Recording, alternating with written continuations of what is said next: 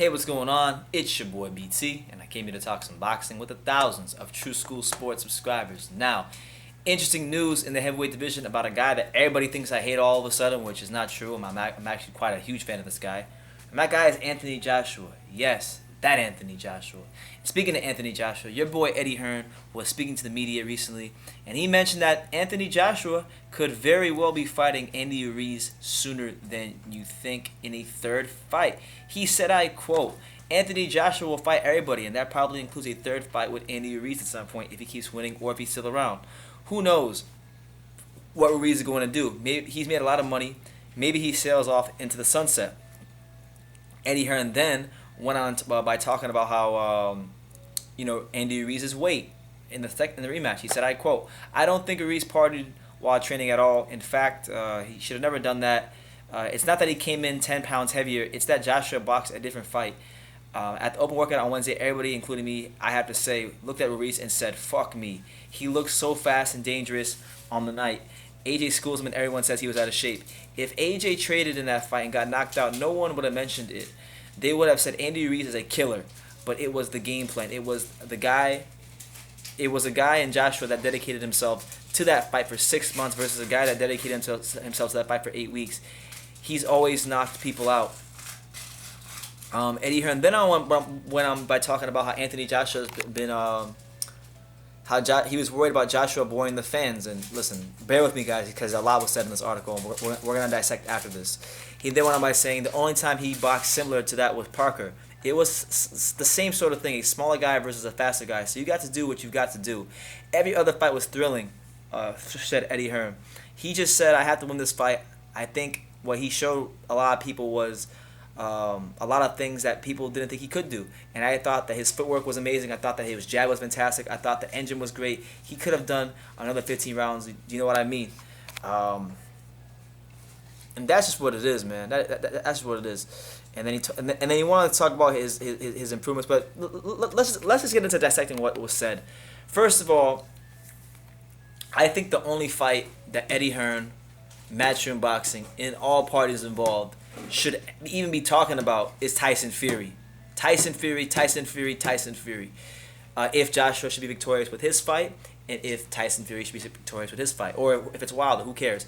It should be the next fight should be for undisputed. That's what it should be. But in the event that they do a third Ruiz fight, I won't be mad at it because honestly, the reality is the fight is 1-1.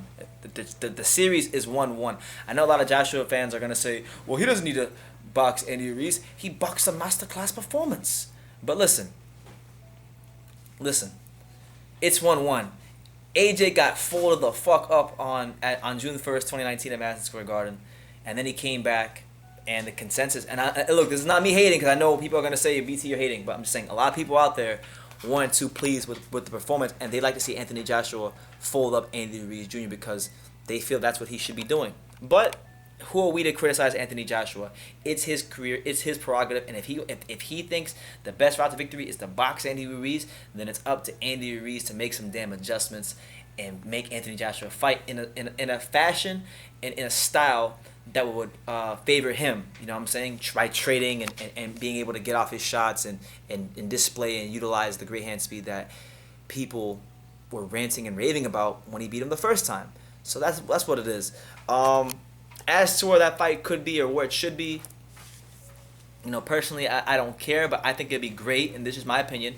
I think it would be great if Anthony Joshua went back to the Madison Square Garden, rematched Andy Ruiz there, and exercise some of those demons, because whether you like it or not, Anthony Joshua has only had one professional fight in America, and he got folded the hell up in his one professional fight in America. So I think it'd be good if he could do that. He could win the whole trilogy against Andy Ruiz, 2-3, and all while exercising the demons of his American debut from June the 1st. So I'm not mad at that.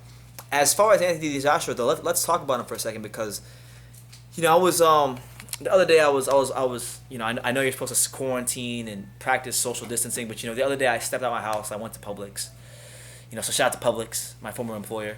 I went to Publix to get me a nice sub. For those of you who don't know, for those of you who come to South Florida, if you come to South Florida or Florida in general, and you see a Publix, go to the deli and get yourself a chicken tender sub with Swiss cheese, and get it toasted, and add whatever sort of like toppings you want, and you can thank your boy BT later. But anyway, I went to Publix, and I have a friend that works there, and he's actually Trevor Burbick's nephew. So shout out to my boy David Burbick. So he works in the pharmacy, and when I go to Publix, I see him. We talk boxing because he's a very knowledgeable and astute boxing fan, and we talked about a lot of the improvements Anthony Joshua has made recently, because he has made improvements. This is a fighter who in Anthony Joshua. I like personally look. I think Tyson Theory is the best heavyweight in the world in terms of his talent, and in terms of if he's at his best, nobody's beating him on the night. Nobody's beating him. I think if you would put Anthony Joshua and Tyson Fury and all the heavyweights together at their absolute best form on the night, nobody's beating Tyson Fury. But that's not how boxing works. And a lot of times, the best fighter of an era could be the most consistent guy of an era. I mean, look at Lennox Lewis. I don't think Lennox Lewis was the best fighter in terms of talent of the 1990s, but he was definitely the most consistent. So people are starting to say that about Anthony Joshua, that, hey, okay, maybe he's not as talented or as good as Tyson Fury, but he's got room for growth. He's consistent. He's dedicated. He's disciplined. Why can't he beat Tyson Fury? And I'm not mad at anybody who gives him a chance for that. The guy is improving. The guy did show different skills in the rematch with Ruiz, using his legs, using the ring, using different types of jabs, mixing in a steady diet of right hands. And I believe, listen, in my personal opinion, just objectively speaking, as a boxing fan, I think the best has yet to come for Anthony Joshua. I just don't think that whatever his best is going to be enough to beat Tyson Fury. But we will see when they fight. As for the third Ruiz fight, I think it's a good fight for the heavyweight division. My only thing with that fight would be is how relevant can Andy Ruiz stay at the top level, at the elite level of the heavyweight division, because his dedication to the sport has been called into question many times before, even before he became champion. It was, and this guy Andy Ruiz, he's ran through more world-class trainers than the football team does to college sorority girls. Straight up. I mean, the guy's been with Teddy Atlas. The guy's been with Abel Sanchez. No, not Teddy Atlas. He was talking to Teddy Atlas, but he's been with Abel Sanchez. He's been with Freddie Roach. He had Manuel Robles, who we got the titles with, and now he's talking to Teddy Atlas. So we're talking about 3 to 4 world-class trainers. And at some point in time, maybe the issue isn't the trainers, Andy. Maybe the issue is your lack of dedication to the sport. So I wish Andy nothing but the best. I want to see him come back and do some amazing things in the heavyweight division. But it's going to have to be something really special, because Anthony Joshua is improving. He is getting better. And he is looking at becoming, maybe the best heavyweight in the world. And as far as I'm concerned, he might be that guy that beats Tyson Fury. We just don't know. It depends on how much he improves and tightens up his skill set. That's really the big thing for me. But that's the news. Eddie Hearn hints at Anthony Joshua versus Andy Ruiz 3 being in the not-so-distant future if Andy Ruiz can stay relevant at the top of the heavyweight division. So let me know what you guys think in the comments down below. I want to hear from you guys. I want to hear what your thoughts are, because it's always fun to read the comment section. Take the time to subscribe. And like I say in every single one of these videos, you can love me or you can hate me, but I'm just a kid from Dania. So until next time, take care, guys.